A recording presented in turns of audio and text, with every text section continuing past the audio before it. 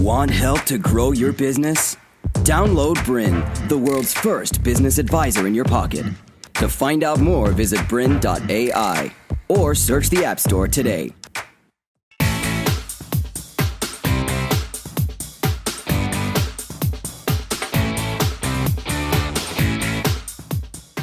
Welcome to Networking Made Simple. I'm Rebekah Hurworth, and today I'll be taking you through my 7 useful tips to follow up after a networking event. My 7 tips are really good, and one of them is actually how to run a networking meeting. So once I've been through my 7 tips, I'm actually going to go into detail about how to run a networking meeting. So don't worry, I won't be letting you have to walk into that all on your own. So the first step on my tips to follow up. Firstly, add them to your contacts list or your database, whichever it is that you have. You might have a pretty advanced CRM, or you might just be working on Google Contacts or something like that. But make sure you add them in. If you just keep their business card, it will end up in a pile of business cards on your desk and you will never find it again. So make sure you add it to somewhere you can access it again. Ideally, actually make some notes with it as well. So if your system will allow you, put in where you met them, what you talked about, your understanding of what they do and what would be a good referral for them. This is really good to jog your memory later on if they call you and you're going, oh, I remember the name, but I've got no idea what they did. You can quickly pull that up and check.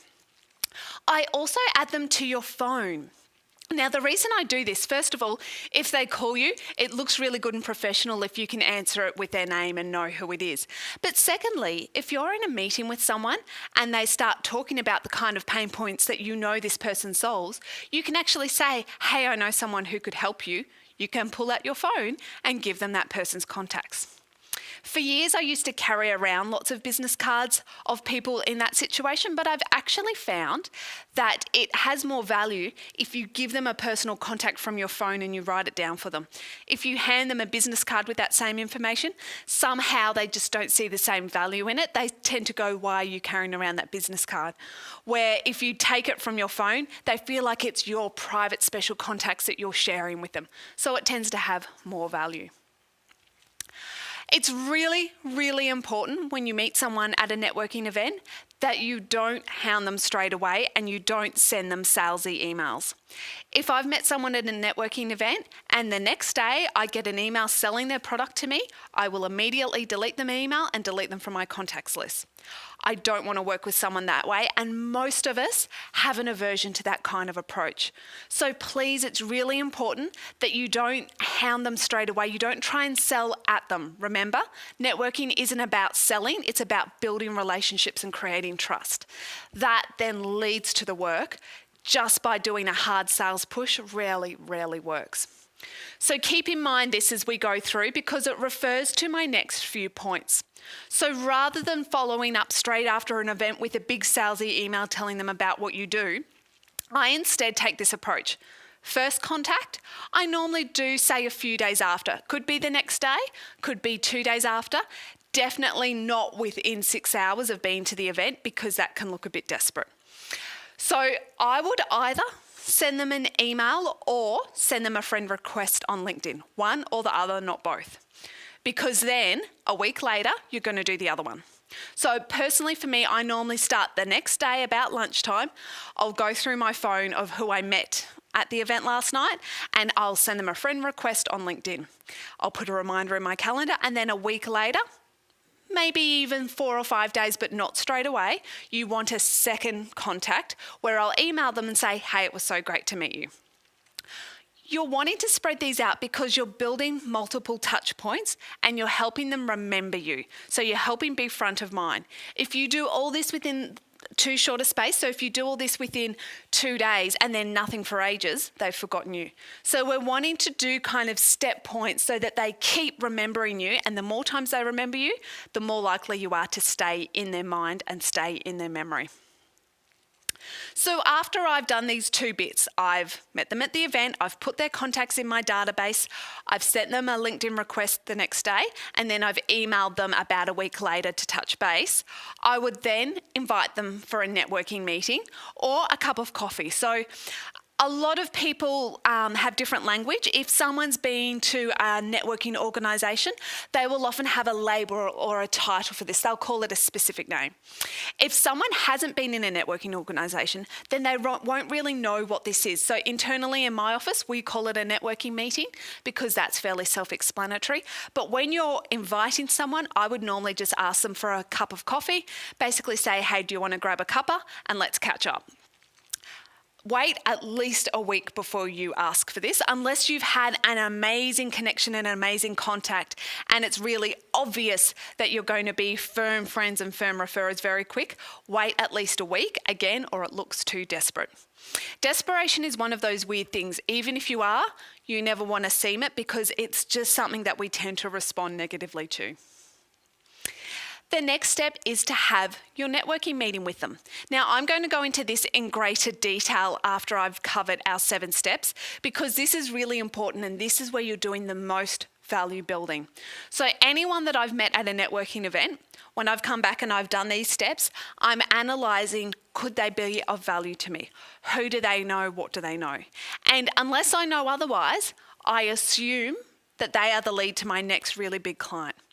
It's amazing how many people straight away actually discount someone. They've already decided that they couldn't possibly give them a client. I met someone once who was going around networking events in Brisbane and was aiming at a particular industry. And so everyone in that industry at the event, they would meet. And she said that she converted about 50% of them to clients. But each time that would have been 1 or 2 people of that room of 20 or 30 or 50 people. She had discounted every other person in the room and already decided that they couldn't help, they couldn't give her business. Now, this particular industry type that she was looking for, someone could have had that that's what their brother does or their husband does or their mother does.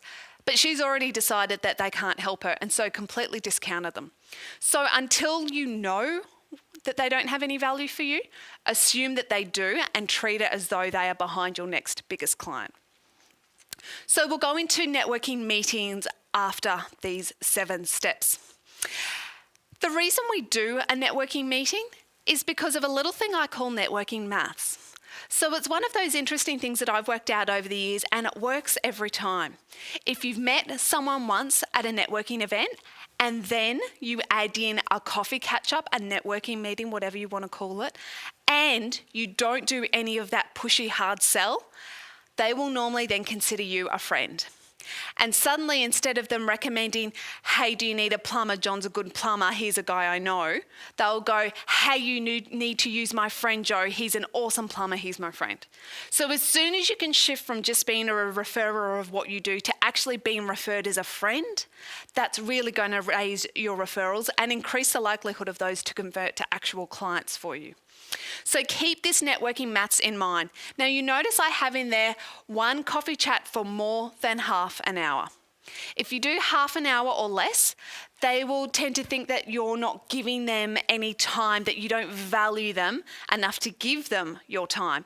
And I've had situations where someone comes in for a cup of coffee, they'll sit down, they'll say, great, it's 10, I've got to be out of here at 10:30, and you'll straight away go, all right, so you've already decided that I can't be of any help to you. I'm not sure what they think we can cover in half an hour, but it's not much. And the reality is it's about the perception. So it's about the fact that if they only give you half an hour, they're normally not feeling valued in that situation. 45 minutes is my minimum. Most of mine I do around an hour, but I limit it to an hour and a half. If you go more than an hour and a half, you're normally wasting time. Not that it might be a wasted relationship, but I would prefer to have 2 meetings a month apart of an hour each than I would have 1 meeting at once of 2 hours, because again, I'm trying to stretch it out so I have that front of mind. In that month between the 2 1-hour meetings, they're going to remember me, they're more likely to refer me, and we're developing a relationship. Where if you meet them once for 2 hours and don't see them again for a year, again, you've kind of lost the effort and value that you've just put in. So don't forget the networking maths. So number 6 is to email after the networking. Send something of value to follow up after you've had that networking meeting. Now, if you know you're going to do this, you can already plan for that in your networking meeting. So I'm always running through in my head, what could I help them with? What do they have of value? And rather than, say, giving them a contact in that meeting or giving them something physically, say a brochure, I'll deliberately follow up the next day with an email, giving them that thing. Ideally, it should be something that has value to them. So not a piece of your marketing material. You can still do that, but you ideally want to give them something of value after that meeting. Suddenly now they don't see you as just someone they met with once. They see you as a friend because we've done our networking maths, and then they see you as a friend who gives value to them, who helps them. Suddenly that gives you to a whole next level. And it really helps you become known for more than just your job, but as someone who's bigger than what they do, who actually refers and gets out in the industry, who actually looks to help other people. There's no time that this can't help your business. And finally, it's really important to write up your notes of the networking meeting and set a calendar plan of what you want to do with this person. So for example, say I've just met with a builder. I'm going to go back to my database where my contacts are and update the date that I've met with him. I'm then going to write what I thought of him. Do I think he sounds competent? Do I think he's maybe okay, we'd need to work a bit more? Do I ever want to refer business to him? Maybe he's not the owner of the business, but one of the employees of the business. I want to make a note of that. And really what I'm looking for is how can they be of value? Are they someone that either we can add value to them or they can add value to us? So I'd write those notes in my meeting and then I go, okay, what action do I want to take from here? What do I want to do with this person? Do I think they're really good value and I want to meet with them again in a month's time? Great, then actually in your calendar, put a reminder in a month's time to say, I want to touch base with this person again.